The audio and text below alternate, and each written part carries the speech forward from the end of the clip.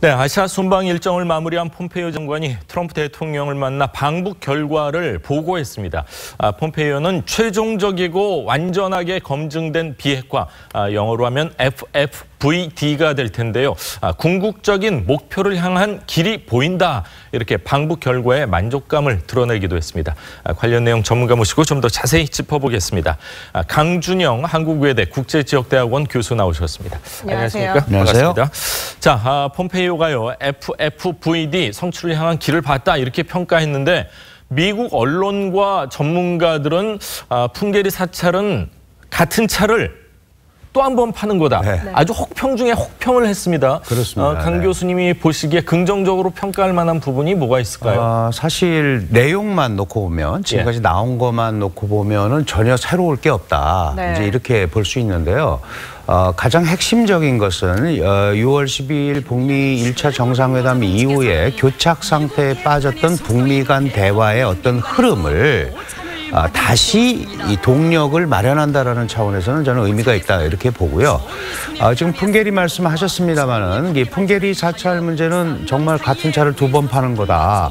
이렇게 혹평할 수도 있지만 그것이 미국이 볼 때는 약간의 북한의 변화를 추동하기 위한 동력론으로서 풍계리 시설 파괴에 대한 확인 사찰을 허용한 것이 향후에도 다른 부분의 사찰이나 검증으로도 이어질 가능성을 염두에 두고 한 거다.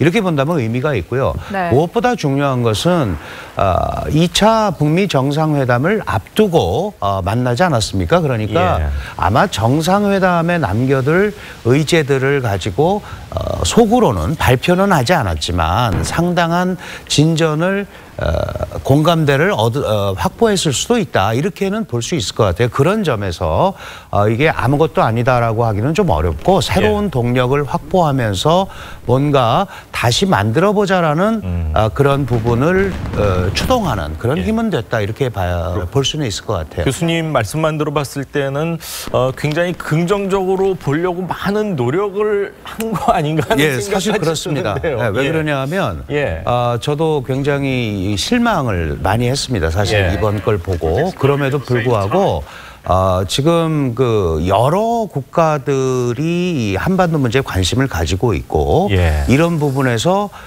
국외자가 자꾸 된다면 이게 문제가 복잡해집니다. 개인적으로 남북 관계만 계속 추동해서 돌파를 하려고 그러는 거에는 한계가 있거든요. 그런 의미에서 이런 다른 국가들이 이 한반도 비핵화 문제에 들어왔을 때 이거를 실기하지 말자는 차원에서 말씀을 드리는 거고 이 내용 자체로는 사실 비핵화에 관한 논의는 없었고 실제로 미국도 핵리스트 제출로 이미 내려왔었는데 거기보다 더 내려간 풍계리 사찰을 받아들였기 때문에 사실 정도로 보면 좀 약했다라고 보는 게 맞는 거죠. 그렇군요. 저희 뉴스 초반에 속보가 들어온 거에 따르면 트럼프 대통령이 발표를 했습니다. 미북 간 정상회담이 11월 중간선거 이후에 열릴 것이다. 이렇게 속보가 들어왔는데요. 11월 6일 중간선거 전이게 될 것이다. 후가 될 것이다. 얘기가 많았는데 윤곽이 조금 나온 것 같아요. 네, 물리적으로 11월 6일이라는 게 얼마 남지가 않았잖아요. 그렇죠.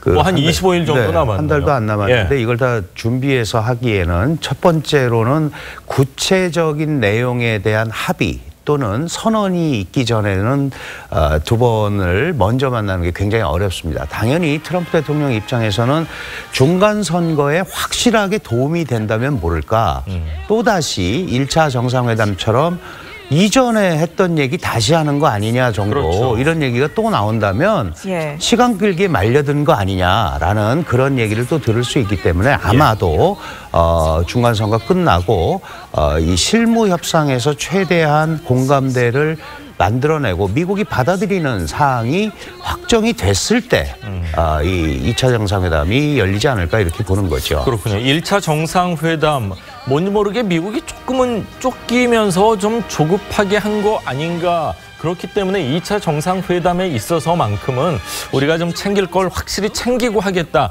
이런 마음이 엿보이는 것 같습니다. 트럼프 대통령이요. 2차 미북 정상회담 후보지 서너 곳을 검토하고 있다. 이렇게 밝혔는데요. 트럼프 대통령의 목소리 한번 들어보시죠. Well, it is happening, and we're setting that up right now. That was part of the reason that Mike was going over to meet. They're setting up the meeting, and we'll be announcing that probably a different location. Singapore was fantastic, but we'll probably do a different location. Can you get it tomorrow live? He'd probably like that. I'd like that too. I think it would be good, but we'll see. We're talking about 3 or 4 different locations. Timing won't be too far away.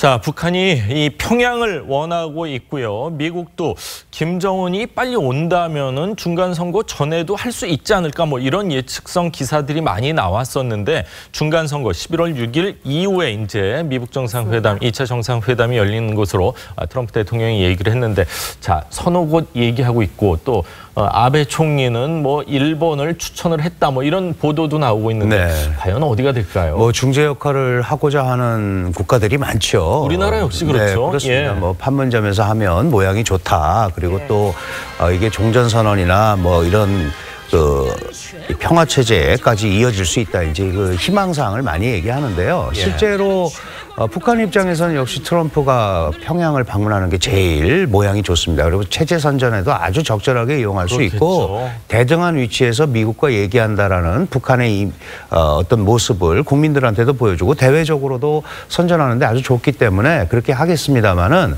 확실한 비핵화 조치 없이는 절대 그렇게 하지는 않을 겁니다. 예. 어쨌든 지금 본질적인 문제는 미국이 어떤 조치를 하느냐에 따라서 다른 거니까 예. 미국의 의도가 많이 반영이 될 수밖에 없는데요. 제3국이라면 그전에 뭐 몽골 얘기도 나왔었고 맞습니다. 여러 얘기가 많이 나왔습니다. 제 생각으로는 절충안으로 시진핑의 방미가 이어졌던 마라라고라든지 뭐 이런 데도 충분히 간다면 가능하지 않을까. 네. 그러나 김정은 위원장이 움직이려면 그것 역시 실무협상에서 분명한 그 다음 스텝을 가기 위한 어떤 핵심적인 논의가 전제돼야 된다. 이 부분을 먼저 말씀드리고 싶습니다. 예. 일어나온 와중에 김정은 위원장 프란치스코 교황을 평양으로 공식 초청할 뜻을 밝혔습니다. 교황과 안남은 지난 평양회담에서 문재인 대통령이 먼저 제안한 것으로 알려져 있는데요. 청와대 브리핑 내용 먼저 들어보시죠. 프란치스코 교황을 만나서는 김정은 국무위원장의 교황님이 평양을 방문하시면 열렬히 환영하겠습니다. 라는 초청의 뜻을 전달할 것입니다. 평양 정상회담 때 김정은 위원장이 백두산 천지에서 김의중 대주교를 만난 적이 있습니다. 남북이 화해와 평화의 방향으로 나아가고 있다는 걸 교황청에 전달하겠다라고 말을 전달했는데 김정은 위원장이 꼭 좀 전달해 주십시오라고 응답하기도 했습니다. 네, 김정은 위원장 꼭 좀 전달해 주십시오라고 말을 했다고 하는데요. 예. 문재인 대통령 이제 유럽 순방길에 나서는데 다음 주 프란치스코 교황을 만나서 이 김정은 위원장의 뜻 직접 전달할 것으로 전해집니다. 프란치스코 교황은 그동안 한반도 문제에 굉장히 관심이 많은 것으로 알려졌어요. 응할까요? 어떨까요? 뭐 당연히 저는 응할 거로 봅니다. 왜냐하면 평화의 사자로서 상징이시기 때문에 맞습니다. 당연히 그거는 뭐 응할 걸로 보이는데 이제 어떠한 요건이 잘 마련이 되느냐가 문제가 되겠죠. 왜냐하면 잘 아시다시피 이 종교는 사회주의 국가에서 사실은 탄압을 계속 받고 있잖아요. 허용을 안 하지 않습니까? 종교 법에는 허용이 돼 있습니다. 법에는 있지만. 근데 어떻게 돼 있냐면 종교의 자유가 있다.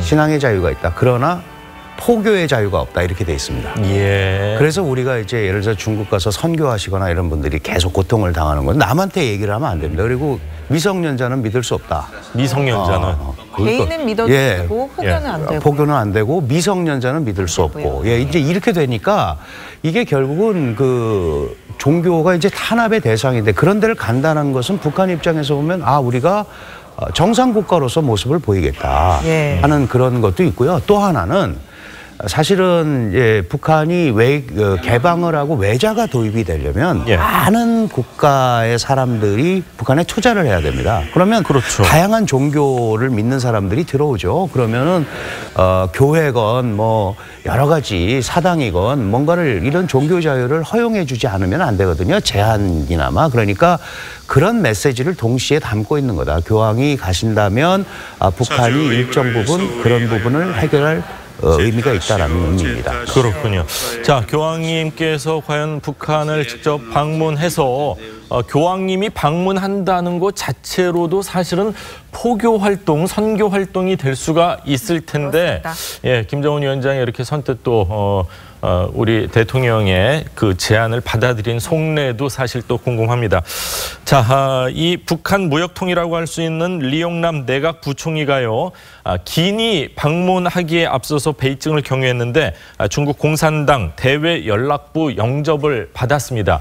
함께 공항을 빠져나갔는데 북한의 이 경제를 총괄하는 사람이기 때문에 아무래도 또 이제 경제적인 측면, 제재 완화 이런 거를 모색하고 있는 거 아닌가 이런 추측이 뭐 할 수 있는 것 같습니다. 그렇습니다. 사실 올 들어서 이제 남북 간의 해빙 모드가 오고 뭐 여러 가지 표면적으로 미북 간에도 이 다양한 비핵화 논의가 전개가 되면서 중국과 북한, 특히 중국이 대북 제재를 약간 느슨하게 하는 부분은 분명히 존재해 왔고요. 지금도 그게 벌어지고 있습니다. 결국은 북한이 가장 기댈 수 있는 데는 지금 1차적으로는 중국의 지원이다. 이제 그런 차원에서 경협이라는 이름을 앞세우고 특히 비핵화가 진전이 돼서 유엔 제재가 완화된다면 가장 먼저 경제 협력과 이거를 할 수 있고 도움을 받을 수 있는 데가